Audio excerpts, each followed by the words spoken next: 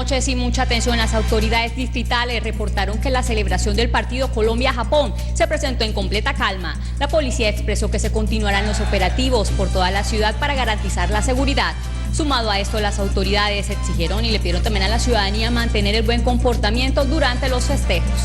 En otras noticias, la ONU condenó el atentado contra Andrés Narváez Reyes, líder de la vereda La Europa en Oveja, Sucre. El hecho ocurrió el pasado 12 de junio en el que un desconocido le propinó 4 impactos de bala. El presunto autor fue capturado y puesto a disposición de la Fiscalía. La comunidad campesina de La Europa recibe apoyo de la Oficina de la ONU para los Derechos Humanos, que de igual forma pidió a las autoridades implementar todas las medidas de prevención y protección necesarias para los líderes de esta comunidad de Sucre. Esta es la información en las noticias Última Hora. Sigan en estudio con más información. Gracias, Tatiana. Y este martes, Rafael Sánchez Anillo y Alfredo Varela renunciaron a sus compromisos de concejales para aspirar a los primeros cargos del distrito y del departamento. Sánchez por la alcaldía de Barranquilla y Varela por la gobernación del Atlántico. Hoy entregaron su carta de renuncia para meterse de lleno en sus campañas políticas. Mañana miércoles en el Cabildo aceptarán oficialmente estas renuncias. Alfredo Varela, por su parte, se retiró de su partido Cambio Radical.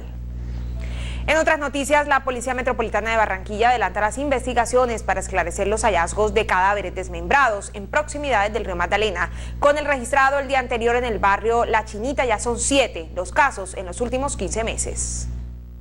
El macabro hallazgo del cadáver desmembrado del joven de 17 años, conocido con el alias del Vareta, en proximidades del arroyo del barrio La Chinita, al suroriente de Barranquilla, podría estar relacionado con los otros 7 hallazgos que desde el año anterior son materia de investigación de la policía en Barranquilla. Así lo confirmó el general José Vicente Segura al atribuir este horrendo crimen a la guerra entre bandas criminales que desde hace unos meses se ha recrudecido en el Atlántico.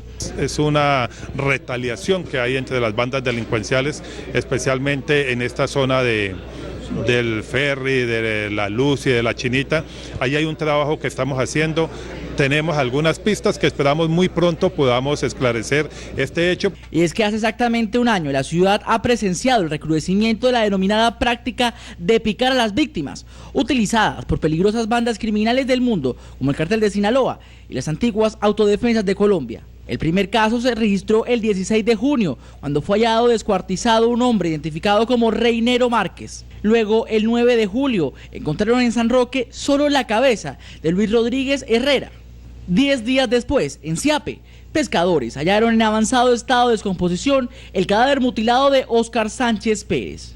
El 22 de septiembre, en el sector de las Brisas del Río, encontraron descuartizado a Andrés Narciso Solano, y el que se creía el último caso fue el 7 de noviembre, con el macabro hallazgo de Edgar David Ariza. Según la Fiscalía, estos crímenes guardan características similares y han sido hallados en proximidades al río Magdalena. Por tal razón tienen una misma línea investigativa, pero que hasta ahora no han arrojado capturas. Entre tanto, el alto consejero para la seguridad del distrito, Guillermo Polo Carbonell, reconoció que en este corredor oriental de la ciudad se han producido varios asentamientos de bandas criminales, por ser este un lugar geoestratégico para el negocio del narcotráfico y otras actividades ilícitas, lo cual ha provocado enfrentamientos en esta zona entre fracciones de estas organizaciones delincuenciales. Pese a los controles que haga policía, a todos los esfuerzos que haga justicia, mientras persista el negocio del narcotráfico, pues tendremos presencia de estas estructuras. Lo que tiene que ver una política de tolerancia cero, de cada vez lograr mayores resultados en términos de captura y desarticulación de estructuras. Seguimos teniendo presencia de una estructura criminal como los 40. Finalmente, las autoridades han dicho que una vez identificada la banda criminal a la que presuntamente pertenecería alias El Bareto, la reciente víctima, las investigaciones apuntan a determinar cuál era su papel dentro de la estructura. Y en las últimas horas se conoció que la exdirectora del DAS, María del Pilar Hurtado, sigue en condición de asilada en Panamá porque la Procuraduría de ese país pidió revisión del fallo que declaraba inconstitucional su asilo territorial.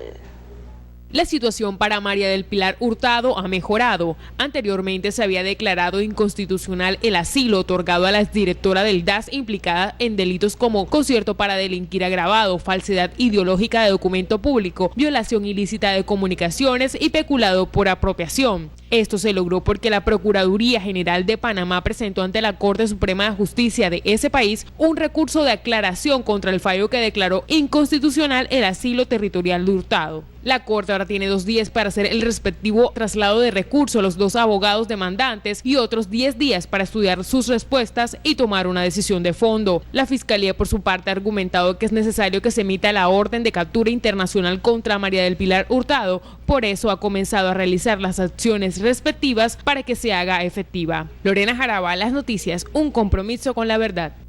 Por inconformismo, trabajadores del Cerrejón protestaron en las instalaciones de la mina, lo que dejó como resultado problemas de orden público. Aquí tenemos el informe. Se agrava la crisis laboral en el Cerrejón. La protesta que desde el pasado 18 de junio adelantan empleados del complejo minero en La Guajira llegó hoy a las últimas instancias, luego que los trabajadores bloquearan las vías de acceso a la mina.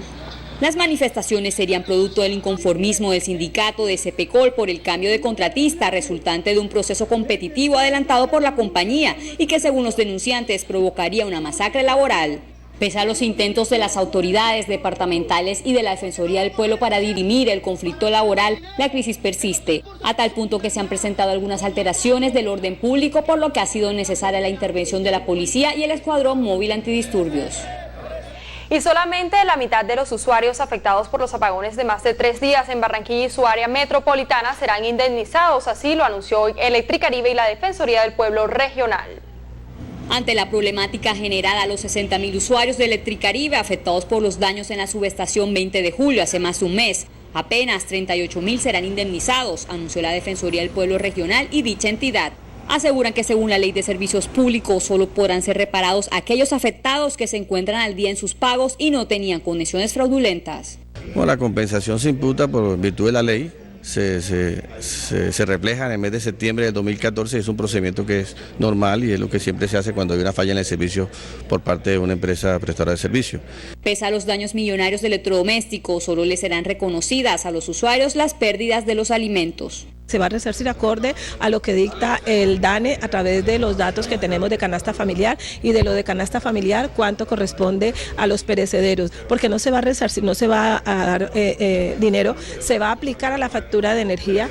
Aún quedan en vilo 22.000 usuarios que, aunque no se encontraban al día con sus obligaciones en la facturación de energía, perdieron gran parte de los productos de la canasta familiar. Y cientos que han perdido durante los últimos años aparatos electrónicos por los cambios de voltaje y que aún no han sido indemnizados, sumado a las más de 60 pérdidas humanas por electrocución.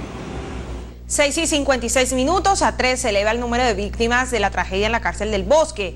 Defensores de derechos humanos exigen establecer responsabilidades dentro de la guardia penitenciaria. Con la muerte de Yoharet Rafael Pérez Vázquez en horas de la madrugada de hoy y de Gustavo Fidel Moreno Castellanos, quien falleció el día anterior, ya son 3 las víctimas de la tragedia en la cárcel del Bosque, registrada el pasado 15 de junio. Según informes revelados por el IMPEC, el interno Yoharet Pérez Vázquez había ingresado a prisión en el mes de febrero del 2012 por los delitos de homicidio, hurto y tráfico de armas. Y según denuncias de las directivas del Instituto Penitenciario, él, junto a otro recluso apodado con el alias del Diablo, presuntamente habrían provocado la conflagración en la unidad de tratamientos especiales. Entre tanto, se conoció que Gustavo Fidel Moreno Castellano, la otra víctima, ingresó a la cárcel el pasado 16 de enero de 2013 por los delitos de hurto y tráfico de armas. Este interno murió tras sufrir un paro cardíaco debido a las complicaciones que tuvo por quemaduras en las vías respiratorias, según informaron médicos de la clínica Reina Catalina donde permanecía recluido. Tras estas muertes, miembros del Comité de Derechos Humanos, quienes han estado atentos a la crisis carcelaria que afronta el departamento, pidieron al gobierno nacional que haya sanciones y cambios en la guardia penitenciaria de este centro carcelario. Creemos que hay que comenzar a mirar quiénes están funcionando dentro del IMPEC, cómo están funcionando y a partir de ahí mirar y tomar soluciones inmediatas. Entre tanto, se ha conocido que el estado de los otros 3 heridos es crítico debido a la gravedad de las quemaduras en más de un 50% de su cuerpo.